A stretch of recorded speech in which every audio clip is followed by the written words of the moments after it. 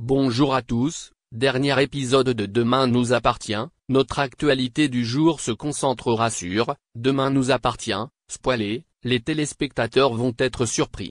Adrien Robe révèle la surprenante fin de l'intrigue Roussel. Alors que le nouveau scénario sur Nathan va bientôt commencer dans Demain nous appartient, Adrien Robe a révélé que le scénario actuel sur Jordan, Damien et Roussel ne se terminera pas réellement. Quoi qu'il en soit, pour l'instant. Si l'on en croit les déclarations du traducteur Damien, la conclusion du scénario en cours de Demain nous appartient, centré sur la famille Roussel, surprendra de nombreux téléspectateurs de la série.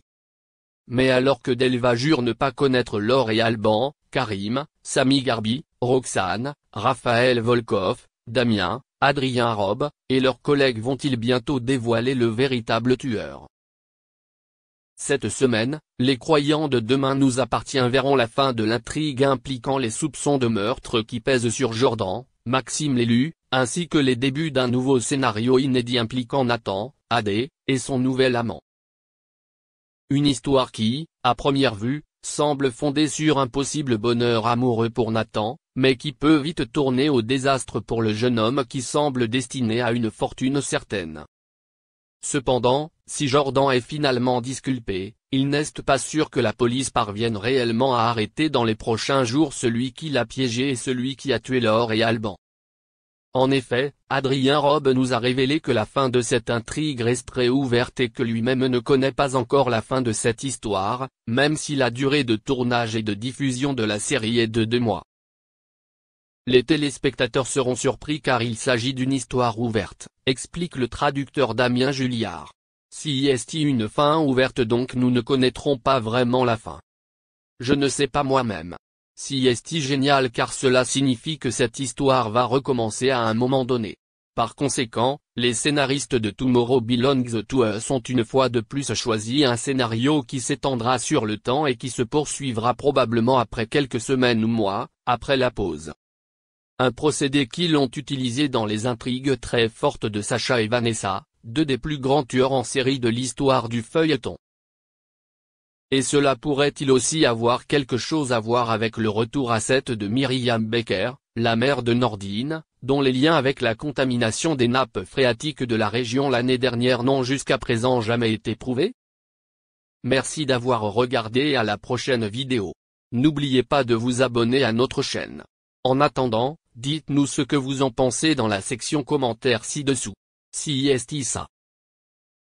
À Boulogne-Billancourt est mort le 19 janvier 2022, il a été césarisé à 2 reprises, il reçoit d'abord le César du meilleur espoir masculin en 2005 pour son interprétation dans Un long dimanche de fiançailles. En 2017, il est récompensé du prix du meilleur acteur pour sa performance dans Juste la fin du monde. Il est également connu pour avoir joué dans Saint-Laurent, Jacou le Croquant ou La princesse de Montpensier. Gaspard Ulliel est né le 25 novembre 1984. Sa mère est styliste et son père designer. Il commence sa carrière de comédien très tôt, alors qu'il a seulement 12 ans, en jouant dans le téléfilm Une femme en blanc. C'est pourtant à la réalisation que se destine le jeune homme qui poursuit un cursus universitaire dans ce sens.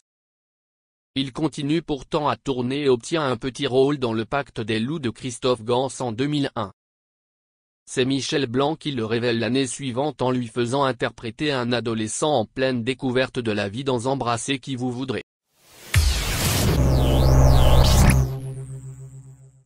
Françoise Hardy, la star de la chanson voit toutes sortes de rumeurs circuler sur les réseaux sociaux depuis qu'elle a évoqué son cancer du système lymphatique il y a 2 ans. Et pour cause, l'ex-compagne de Jacques Dutronc avait été placée dans le coma artificiel par ses médecins durant 4 semaines à la découverte de sa tumeur, mais nous étions alors en 2017.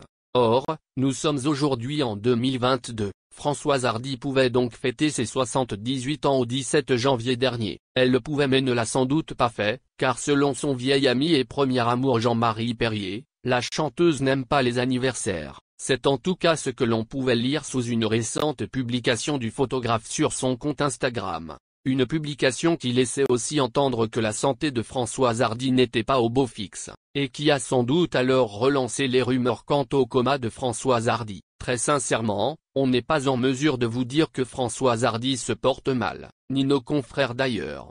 Nous pouvons simplement vous dire que nous sommes inquiets, comme tous ses fans et ses proches depuis qu'elle parlait de son cancer. Nous pouvons aussi vous parler de sa volonté de pouvoir recourir à l'euthanasie. Cependant, sur un registre plus gai, nous pouvons également affirmer que Françoise Hardy est sans doute l'une des plus grandes artistes françaises, en activité entre 1962 et 2018.